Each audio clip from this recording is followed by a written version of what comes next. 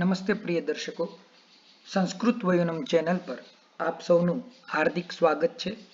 નીતિ શતકમની શૃંખલા અંતર્ગત આજે ફરીથી આપણે એક શ્લોકનું અધ્યયન કરીશું. તો સૌ પ્રથમ ચાલો શ્લોક ગાન કરીએ, ત્યારબાદ એના અર્થ તરફ દ્રષ્ટિ કરીએ. અગ્નઃ સુખમારાધ્યઃ સુખતરમ આરાધ્યતે વિશેષજ્ઞઃ જ્ઞાનલવ દુર્વિદગ્ધમ બ્રહ્માપીતમ નરમ નરંજયતિ. જ્ઞાનલવ દુર્વિદગ્ધમ બ્રહ્માપીતમ નરમ નરંજયતિ. પ્રકૃત જે શ્લોક છે એ આર્યા છંદમાં નિબદ્ધ કરવામાં આવેલો છે, એટલે કે એમની રચના જે છે એ ભર્તૃહરિજીએ આર્યા છંદમાં કરેલી છે. પ્રસ્તુત શ્લોકમાં ભગવાન ભર્તૃહરિ જે છે એ ત્રણ પ્રકારના મનુષ્યોની વાત કરે છે જ્ઞાનની દ્રષ્ટિએ. એક તો અલ્પજ્ઞ કે જે છે એ થોડું પોતાના વિષયમાં કે ક્ષેત્રમાં જાણે છે. એક અજ્ઞ એટલે કે શૂન્ય કે જે વિષય જ્ઞાનની દ્રષ્ટિએ કે એ કોરી પાટી છે. અને એક છે વિશેષજ્ઞ એટલે કે પોતાના ક્ષેત્રમાં, પોતાના જ્ઞાનના ક્ષેત્રમાં કે પોતાના ઇન્ટરેસ્ટના સબ્જેક્ટમાં એ સારા એવા જાણકાર છે. તો અહીં ભર્તૃહરિજી આપણને કહે છે કે અજ્ઞ સુખમ આરાધ્ય, કે અજ્ઞ વ્યક્તિ જે છે કે જે કંઈ પણ જાણતો નથી એવા વ્યક્તિને કોઈ પણ વસ્તુ સમજાવવી અથવા તો બોધ કરવો એ ખૂબ જ સરળ છે. કારણ કે એ ખાલી ઘડો છે, એમાં તમે જે કોઈ પણ વસ્તુ ઈચ્છવા નાખો એટલે કે ને કે કોરી બાળકો જે હોય છે એ કોરી પાટી હોય છે, એને તમે જેવા સંસ્કારો સિંચો એવા સંસ્કારો જે છે એનામાં પડતા હોય છે. એટલે કે અજ્ઞ વ્યક્તિને કે જે જ્ઞાન શૂન્ય વ્યક્તિ છે એમાં તમે જેવું સ્થાપન કરવા ઈચ્છો, જેવું એમને બોધ કરવા ઈચ્છો એવું એ શીખતો હોય છે. અને ત્યારબાદ કહે છે કે વિશેષજ્ઞ સુખતરમ આરાધ્યતે, એટલે કે જે વિશેષજ્ઞ છે, જે સારી રીતે જાણનાર છે, એમને પણ કોઈ વસ્તુ બોધિત કરાવી હોય તો એ ખૂબ જ સરળતાથી બોધ થતી હોય છે. અને સંસ્કૃતમાં તો સિદ્ધાંત છે કે એક શાસ્ત્રમાં નિપુણ બનો તો સાથે સાથે અન્ય શાસ્ત્રોનું પણ સેવન કરવું જોઈએ. શાસ્ત્રમ સુચિંતિતમપી પરિચિંતનીયમ.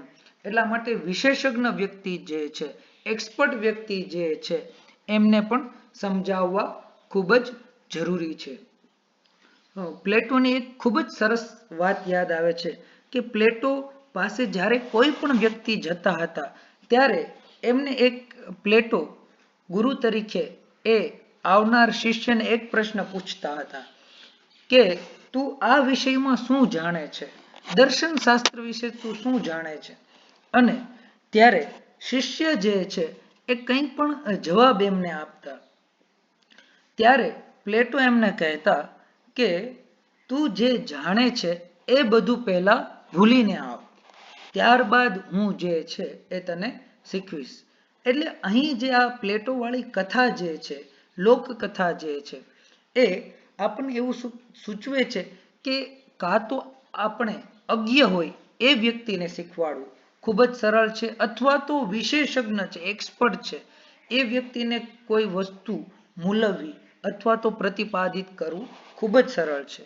પરંતુ આગળ જેમ ભર્તૃહરિ કહે છે કે જે અલ્પજ્ઞ વ્યક્તિ છે એ ખૂબ જ ભયંકર છે. કારણ કે અલ્પજ્ઞ વ્યક્તિ જે છે એમને બ્રહ્મા, જેમને 4 મુખ છે એવા બ્રહ્માજી પણ જો સમજાવવા આવે તો પણ એ વ્યક્તિ સમજી શકતો નથી. તો એ કેવો અલ્પજ્ઞ વ્યક્તિ? તો જ્ઞાન લવ દુર્વિદગ્ધમ, કે જેમની પાસે જે તે વિષયનું જ્ઞાન તો ઓછું છે પરંતુ એમની પંડિતાઈનો પાર નથી. એ એમની હોશિયારી બતાવવા માટે હંમેશા તત્પર રહે છે.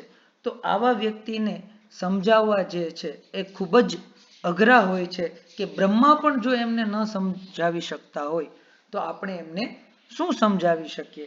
એટલા માટે જ સંસ્કૃતમાં એક બીજો સુભાષિત પણ છે કે સંપૂર્ણ કુંભો ન કરોતિ શબ્દ અર્ધો ઘટો ઘોષ મુપેતિ નોનમ.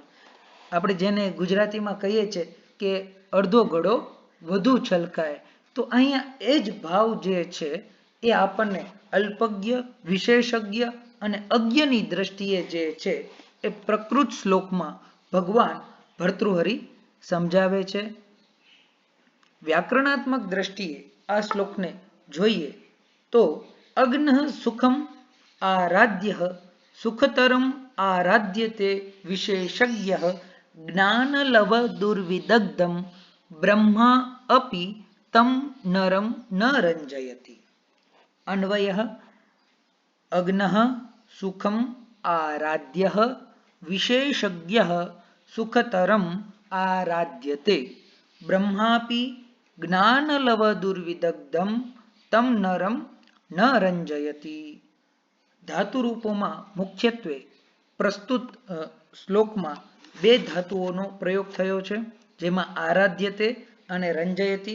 જે આરાધ્યતે જે છે એ આંગ ઉપસર્ગ પૂર્વક રાધ સંસિદ્ધો ધાતુનું વર્તમાન લટ લકારના પ્રથમ પુરુષનું એક વચનનું રૂપ છે, જ્યારે રંજયતિ પણ રંજ રાગે ધાતુનું લટ લકારનું પ્રથમ પુરુષ એક વચનનું રૂપ છે. બાકી અગ્નઃ વિશેષજ્ઞ જે પદો છે એ પ્રથમા વિભક્તિ એક વચનમાં નિબદ્ધ કરાયા છે.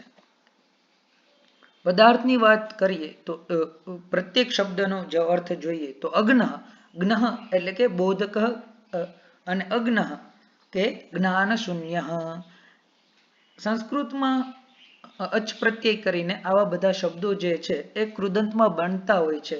તો જે તે વિષયના એક્સપર્ટ હોય અને એમનું સંસ્કૃતમાં નામ બનાવવું હોય તો તમે જ્ઞ લગાડી શકો. જેમ કે વ્યાકરણ ને જાણકાર તો વ્યાકરણજ્ઞ, સાહિત્યને જાણનાર તો સાહિત્યજ્ઞ, ગણિતનો જાણકાર ગણિતજ્ઞ, વિજ્ઞાનનો જાણકાર તો વિજ્ઞાનજ્ઞ. તો આ રીતે શબ્દો બનતા હોય છે. કૃદંતમાં એમના ઉદાહરણો અને સૂત્રો પાણીનીજીએ નિર્દિષ્ટ કરેલા છે, પરંતુ અહીં આપણે એની ચર્ચા નહીં કરીએ. ત્યારબાદ સુખમ એટલે કે અલ્પ આયાસેન અથવા અનાયાસેન ખૂબ જ સરળતાથી આરાધ્ય પૂજનીય સેવનીય વિશેષજ્ઞ બોદ્ધા સ્વસ્મિન વિષયે સુખતરમ અત્યલ્પ પ્રયાસેન આરાધ્યતે અર્ચ્યતે પૂજ્યતે અથવા સેવ્યતે બ્રહ્મા ચતુર્વદનઃ અપી ઉપસર્ગઃ જ્ઞાનલવ દુર્વિદગ્ધમ જ્ઞાનલેશ દુષ્ટજનમ તમ સર્વનામ સૂચકમ નરમ મનુષ્યમ ન નૈવ રંજયતિ રોમાંચયતિ. તો આ રીતે જે છે આપણે પ્રસ્તુત શ્લોકની જે છે એ ચર્ચા કરી અને આપણે જાણ્યું કે અગ્ન મનુષ્યો અને વિશેષજ્ઞ મનુષ્યો જે છે એમને સમજાવવા સરળ છે, પરંતુ અલ્પજ્ઞ જનો જે છે જેમને પોતાના વિષયનું ન તો પૂર્ણ જ્ઞાન છે કે સાવ જ્ઞાન નથી, એવા વ્યક્તિઓ જે છે એમને બ્રહ્મા પણ જે છે એ સમજાવી શકતા નથી. તો આશા રાખું કે આપને આ શ્લોકમાં આનંદ આવ્યો હશે, અને જો આ વિડીયો પસંદ આવે તો ચેનલને સંસ્કૃત વયુનમ ચેનલને સબસ્ક્રાઇબ કરો, લાઈક કરો, કોમેન્ટ કરો. અસ્તુ, ધન્યવાદ, પુનઃ મિલામः.